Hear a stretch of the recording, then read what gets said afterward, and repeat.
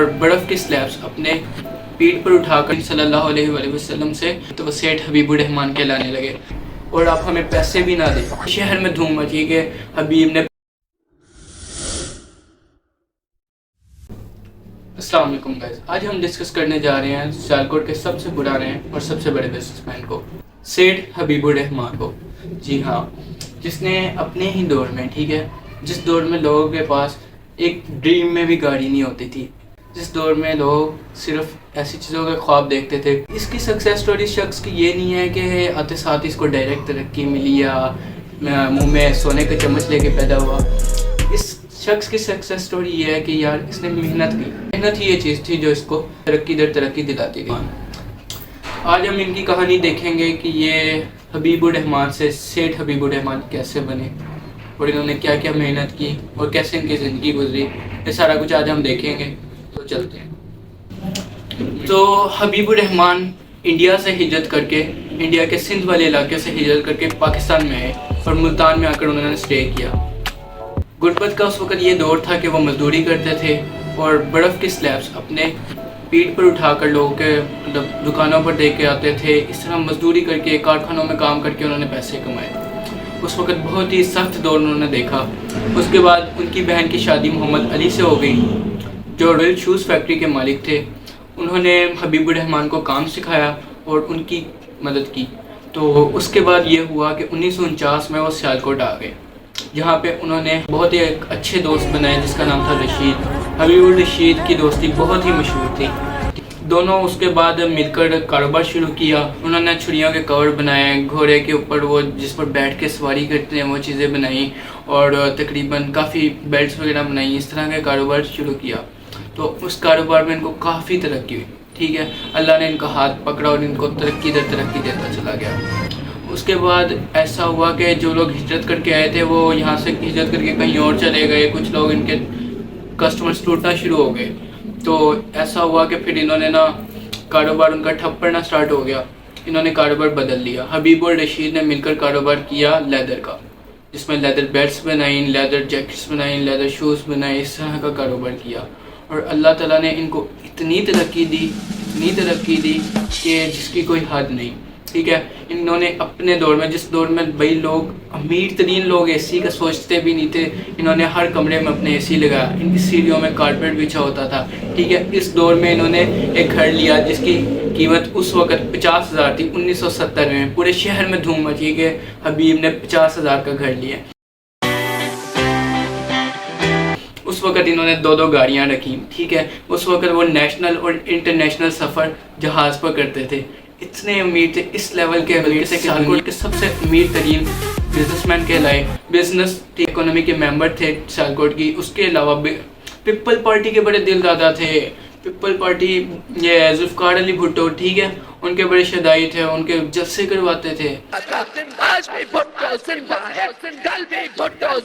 Executive member تھے people party کے. ان کا جو پہلا سائن ہے تلوار کا، وہ حبیب الرحمان نے سجیسٹ کیا. ٹھیک ہے، ذوالفقار حضرت علی کو جو تلوار ملی تھی نبی کریم صلی اللہ علیہ وآلہ وسلم سے، تو اس بات پر حبیب الرحمان نے ذوالفقار کو، ٹھیک ہے، پیپل پارٹی کے لیے سائن سجیسٹ کیا اور ان کے تمام ممبرز نے اس کو ایکسیپٹ کیا اور اس کو مانا گیا اور کافی عرصے تک وہ تلوار کا سائن چلا پیپل پارٹی میں. اس کے بعد پارٹی کی کچھ اندرونی مخالفت کی وجہ سے وہ سائن بدل دیا گیا. جب حبیب الرحمان کی بات ہی کریں تو ان کو اللہ تعالیٰ نے اتنی ترقی دی کہ وہ یہ اپنے لیدر کا جو مال لیتے تھے کسی ایک ٹینٹری سے نہیں لیتے تھے، کسی ایک شہر سے نہیں لیتے تھے.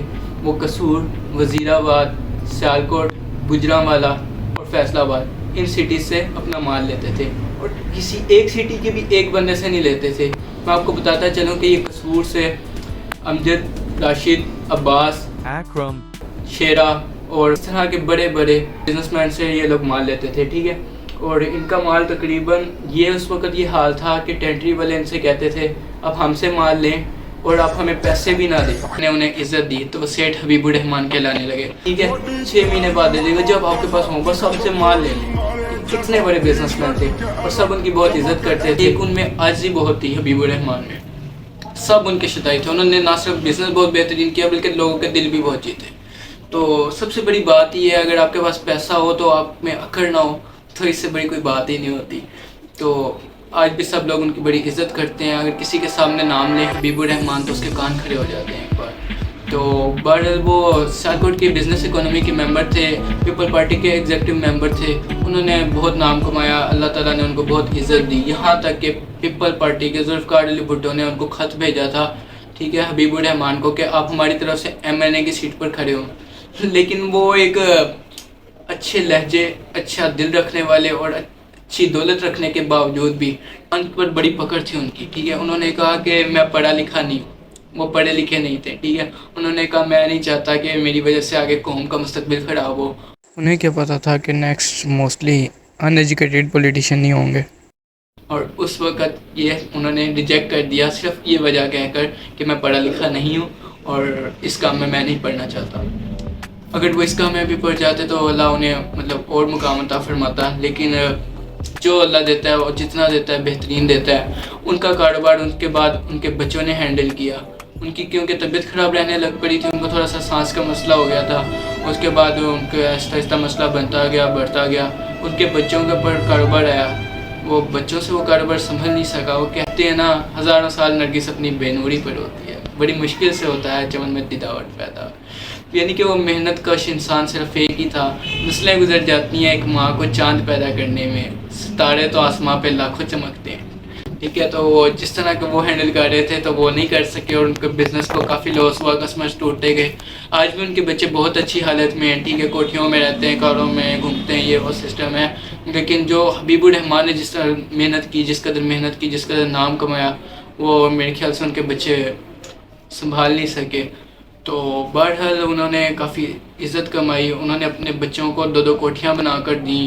انہوں نے اپنے بچوں کے مستقبل کے لیے کافی بہترین فیصلے کیے. بڑی اتنی دھوم دھام سے شادی کرائی, سارا شہر گونج اٹھتا تھا.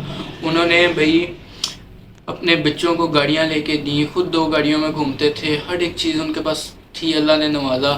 لیکن آخری وقت میں ان کے وہ دور نہیں رہا کامیابی کا جس قدر وہ کامیاب تھے, کیونکہ ان کے بچوں پر آ گئی تھی بات اور وہ خود وہ کام نہیں کر سکتے تھے. لیکن آج بھی وہ ایک بہت ہی عظیم نام میں جانے جاتے ہیں, حبیب الرحمان کے نام سے. پہلے وہ صرف حبیب الرحمان کہلاتے تھے, لیکن جب انہوں نے بزنس شروع کیا اور اللہ نے انہیں عزت دی تو لوگوں سے انہوں نے سیٹھ حبیب الرحمان کا لقب پایا. لیکن اتنا لقب پانے کے باوجود بھی, اتنی ترقی کرنے کے باوجود میں ان میں کبھی غرور نہیں ہے, ٹھیک ہے. وہ اپنی فیکٹری کے مزدوروں کے ساتھ بیٹھ کر کام کرتے تھے, وہ کبھی اپنے سیٹ پر نہیں بیٹھتے تھے کہ کہیں ایسا نہ ہو کہ ٹھیک ہے میرے میں غرور آ جائے. تو مجھے یہ بتاتے ہوئے بڑی خوشی ہو رہی ہے. وہ نہ صرف ایک بہت بڑے بزنس مین تھے بلکہ میرے نانا ابو بھی تھے, اور مجھے اس بات پہ فخر ہے کہ میرے نانا ابو نے اتنی محنت کی اور اتنا نام کمایا. اس طرح کی سکسیس میرے خیال اللہ بہت ہی چند لوگوں کو دیتا ہے. کہتے ہیں کہ ان کے پاس کھانے کا بھی ٹائم نہیں ہوتا تھا, وہ صرف محنت میں لگے رہتے تھے. بات یہیں آگے ختم ہوتی ہے کہ اگر آپ محنت کریں گے تو اللہ آپ کو نوازتا ہے, ٹھیک ہے. بس محنت کریں اور اللہ پر یقین رکھیں. اور اسی طرح کی سکسیس سٹوریز اور بھی جو کامیاب لوگ ہیں, ٹھیک ہے, جن کی ریئلٹی مجھے پتہ ہے کہ جس میں کوئی بھی جھوٹ نہیں ہے, جس میں کوئی شک کی گنجائش نہیں ہے, تو میں آپ کے ساتھ شیئر کروں گا. اور کیونکہ یار یہ میری ویڈیو بنانے کا مقصد یہ نہیں ہے کہ میں ویوز کے لیے کر رہا ہوں. اس ویڈیو کا میرا مقصد یہ ہے کہ میرے نانا نے جو کامیابی حاصل کی میں اس کو دنیا کے سامنے لانا چاہ رہا ہوں. اور اس بات پہ میں یہ کہوں گا کہ ابھی اس وقت میری جتنی بھی ویڈیوز ہیں وہ مونیٹائزیشن کے لیے, اس ویڈیو کے لیے میں مونیٹائزیشن آف کر دوں گا, ٹھیک ہے. اگر کبھی کل کو اس میں سے مجھے ارننگ آتی ہے تو میں اس ویڈیو سے ارننگ نہیں لوں گا. ہوپ کہ آپ کو ویڈیو اچھی لگے. پھر like the video, subscribe channel, hit the bell icon.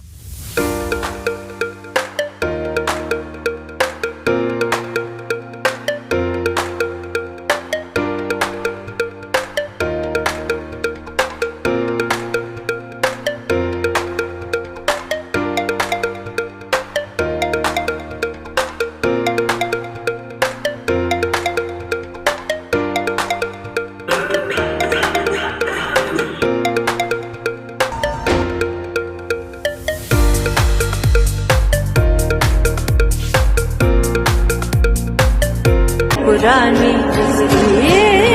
मस्त मौला मस्त कलंदर